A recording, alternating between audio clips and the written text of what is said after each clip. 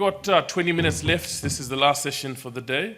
We've got our panel of presenters here. I'm happy for you to fire questions to them that you may have. But to kick it off, I'll start with Mark. He's been really patient, having listened to everyone. You talked about obviously the challenges of training and not having jobs to train some of your staff. How do you welcome the news by Kumar Petroleum Holdings Limited around setting up a fabrication facility in PNG to exactly address one of the issues you mentioned earlier? Hello, thank you. Probably not a good question to ask me, but as I said before, there needs to be an industry need to have the training, and our industry need is the projects and the fabrication that we do in country. As you'll see, like the Hilton Hotel, where we fabricated a lot of that in country, and there isn't a lot of fabrication in PNG. There should be more. If as I said before, if we minimise what is imported and we manufacture it in PNG, we can do so. But unfortunately, we're a private company. We're not supported by government funding, but if the government wants to fund a company to compete against me, that's fine. But I do recall watching the news and seeing on TV Kumar Petroleum and awarding the construction of it to a what I think was a Chinese company. So I question if they want to train and if they want to develop people, maybe they should employ Papua New Guineans to build their facility. Okay, thank you for that answer. Question to you, Rupert. I guess Steamships is one of the oldest corporate companies in PNG. Now, if we go back 10 years ago or 15 years ago, before the PNG LNG project kicked off, back then, internet connectivity would have been really sketchy. Now things obviously have improved quite significantly. I guess my question to you is, how are you using technology to drive growth and ready yourself for the boom? Yeah, I think it's an interesting one. Obviously, it's probably only a couple of years since we've even begun to be able to think about using cloud-based computing and accessing the international world of technology. So I think it's early days. The likes of Exxon, Total will be far ahead of the rest of us because they've been able to access this through their global network for a very long time. If you take Steamships, it's a much more low-level, pragmatic response. We're beginning to digitize our own business. That involves just automating a lot of analog processes, but then beginning to gather data, analyze data, and then act upon that data. And we're very much at the beginning of that journey. At the moment, 95% of all hotel bookings are made direct with each hotel. There is no central reservation system. So that's the opportunity for simple technology.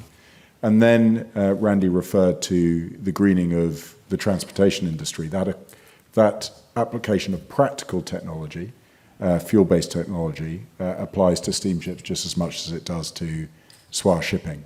So looking at how we can incorporate more modern technologies to address the environmental impact that steamships has. So all of our buildings now will incorporate elements of solar technology because that's the most applicable to our environment, but also in the building materials and the construction processes to reduce the carbon footprint of those buildings. So I think it's early days for Papua New Guinean companies and technology, but one that I think you'll see lift off quite quickly in the next 5 to 10 years. Okay. Any questions from the floor before I pose another question to Randy? Anyone bold enough to ask a question? There's two. Makes my job easier. All right, thanks. I just A question for Mark and Rupert. You did mention some challenges with the palm arrangements. I wondered if you could just speak to that a little bit more, just in terms of your inability to use that arrangement to have your trainees benefit through the scheme. And certainly within government there is intentions to try and widen the scope of that arrangement a little bit. So I wondered if you could just share your thoughts about how adjustments could be made to this arrangement to perhaps achieve a little bit more wider scope and include industries such as yourselves, but also in the context of trying to meet the sequencing that's important in the industry, looking at the opportunities emerging. Thank you for the question. Very, very good and important question. As from our experience, we were unable to participate in the PALM scheme. The PALM scheme basically selected the people, brought them down and put them into rural areas to work in rural industries, which will be beneficial for PNG as PNG develops its agricultural and its rural industries also. But for us and for the employee, for us first, our manufacturing centres and our major projects are usually centred around cities.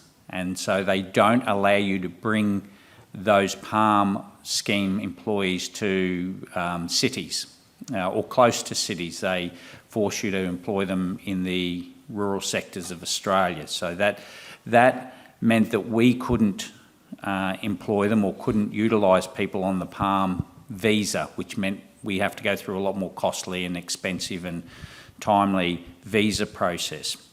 But secondly, for the individuals, for the people coming down from PNG to work in the sectors, in those sectors their earnings aren't very good from what I've heard and come across. It's being used in some cases by, and not all, there's many good employers down in Australia doing the right thing, but in some cases they're employing them at what would be far lower than be normal industry practice. For us, it's just me personally and my moral ethics that if I bring a Papua New Guinean down to Australia and they're working next to Australian, they get paid the same as an Australian.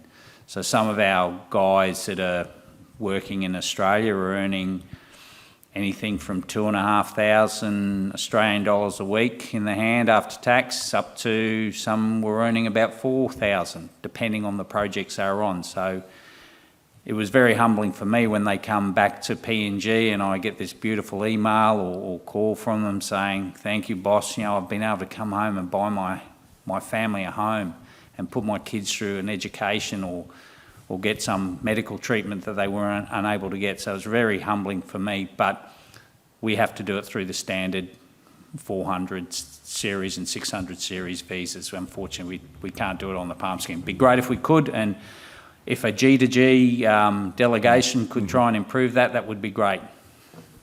And I think that's probably where I'll pick up as well. I think this is probably the largest untapped opportunity for PNG. We talk a lot about the rugby league franchise, which obviously would be very high profile, but may not deliver as much reward.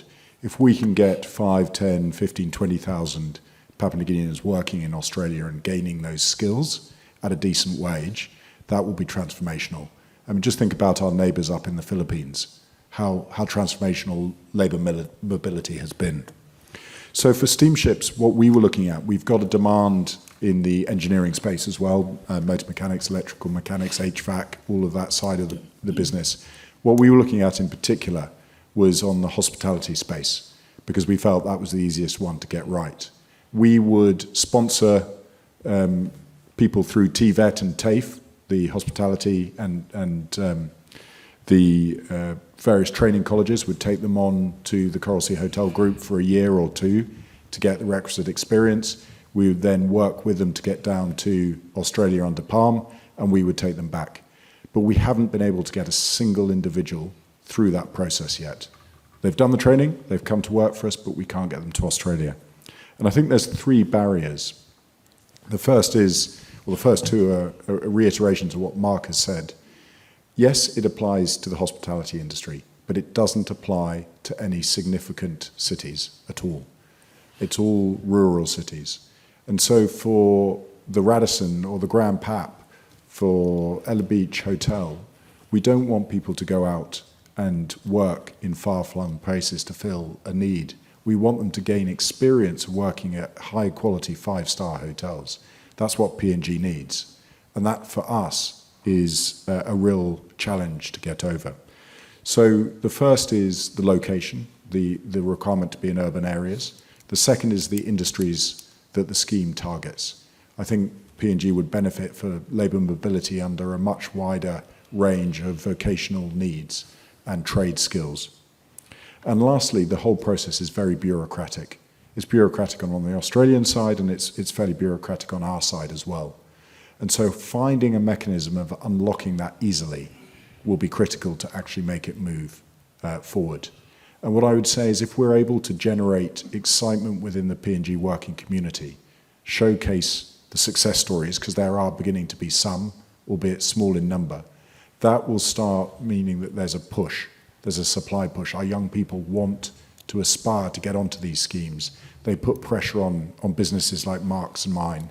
They put businesses on the government departments, pressure on the businesses and pressure on the government departments to actually deliver on the promise that I think Palm could eventually deliver.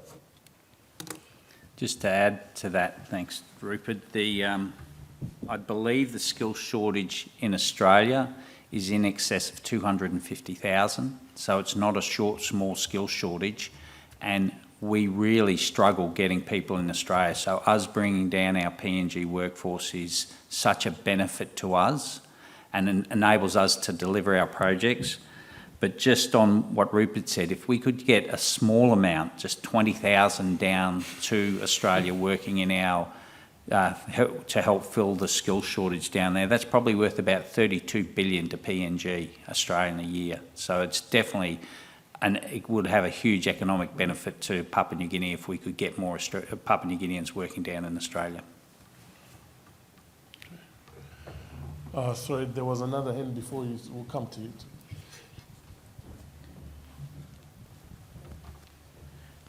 Thank you. To the panel, I hear about the issues with the labour shortage and looking at opportunity abroad with labour mobility.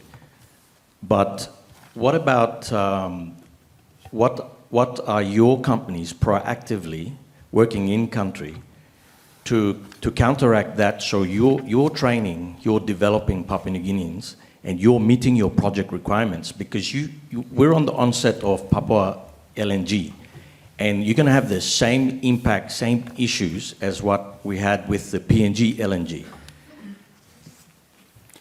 So importantly is, how do you counteract that? If you can't train people overseas or give opportunity overseas, then how will you do it in country so that you'll be in time for the next big project that we all talk about, and then we talk about the shortage of the labour? So how are you going to counteract that? Nick, you're absolutely right. And I mean, obviously Steamy is an entirely domestic company. We don't have the luxury of being able to bring people elsewhere.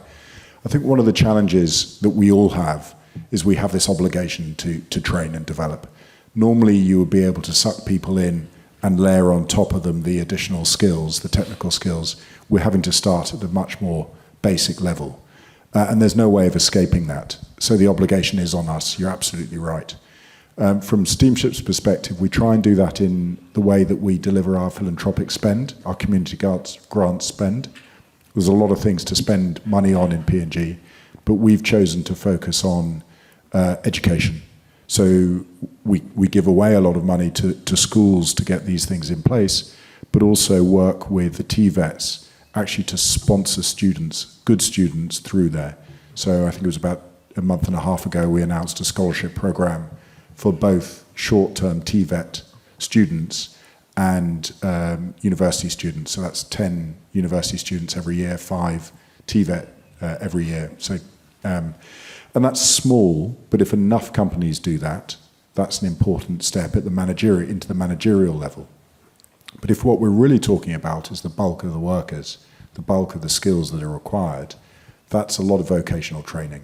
That's a very large spend on training and development of individuals across all of our organisations. And that can only be done by recognised training organisations and by actually getting trainers who are internationally qualified into the country so that we can learn from. And if there's one thing I would say to government people listening, is that actually we shouldn't be at all embarrassed about going out and recruiting those who are dedicated to transferring skills.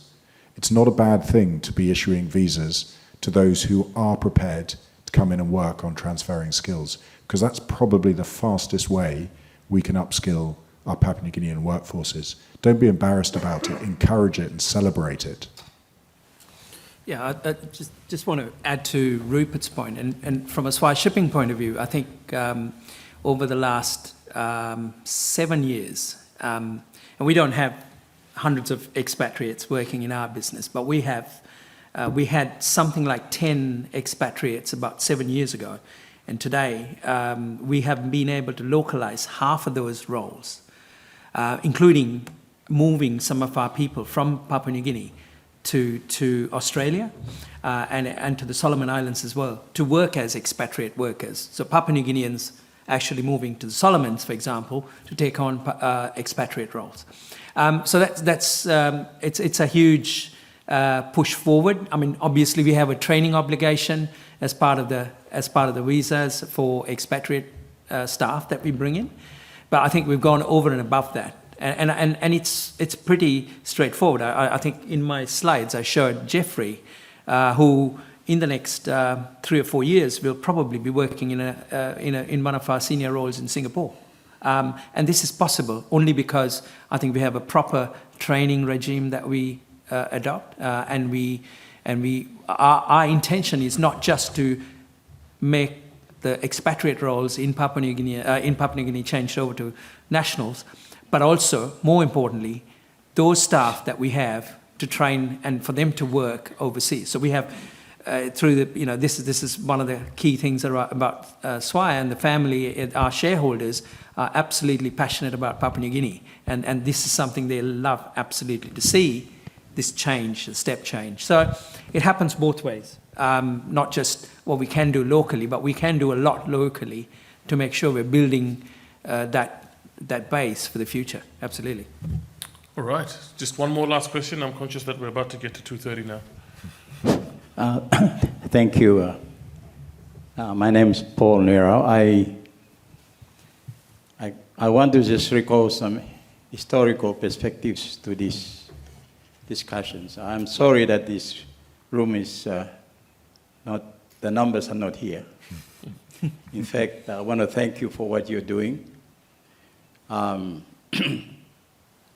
I started in Bougainville in the private sector. BCL was the only mining company. Trained everybody in this country. Paid 40% GDP for this country. And I also had the sting in Australia as a consul general. In 2010, I realized there was no training for our young people to get involved in the PNG LNG. So I approached then the Minister for National Planning, Paul Tienston, and said, could we find some funding? So we started a Tibet training in Cairns and Townsville, sending Papua New Guineans down to be trained in Certificate 1, 2, and 3, Australian certified. And when I left in 2012 to join Mark with Sun Engineering, the program stopped. So nobody has trained anybody until now. You tell me how many jobs will be available for the Papua LNG, the Wapu Gopu. All this will demand a lot of Papua New Guineans to be employed. But there's no training. I sit on the Kumar Petroleum Board. We are building a major infrastructure there to train Papua New Guineans. But before it's finished, we're about to hear the FID is happening next year. So, in fact, I think, from what I can see, we missed the boat again. You know, if we want to really capture the jobs for our young people, and there are 500,000 plus who are walking around in Papua New Guinea looking for jobs. And I also want to take you back to Bougainville days. When the Civil War started, it was not who but the young people who were sitting in the villages. Francis Ona told them, come and join me and we close the mine. They said, well, we don't get paid from Panguna. We are in the village doing nothing. So they're the guys who burned the place down. My comment here is, I think it's time we need a major intervention from government. Let's get the program going. There are tapes in Australia empty. Let's get them down there, train them, and if we can do it in the next 6 to 12 months, maybe we manage to train 2 or 3 or 4,000 in TVET training in the lower echelon of their training so that they can get involved in these major projects we are waiting for. I think we always do things in a way that as private sector, you will be able to train people quickly because that is in your DNA to make things happen. For us, we spend time talking and meeting and seminars, everything, but nothing happens. We need outcomes, tangible outcomes. That's what we need in this country, back at home, Papua New Guinea. Thank you very much. Can I say something on that? Mark, quickly. Just quickly. Thank you, Paul. I think I mentioned it before. The cost of labour in PNG is $6 in the US an hour, roughly. China, $8 US an hour. If we can increase the jobs, we're going to increase in PNG, we're going to increase the training.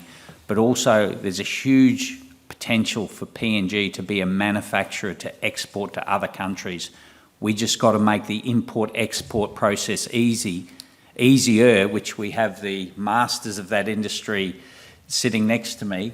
We just need to make sure we link up with government to make that process of getting product into the country so we can manufacture it, create jobs, and export it and sell it to other countries, which is going to be a huge benefit to PNG.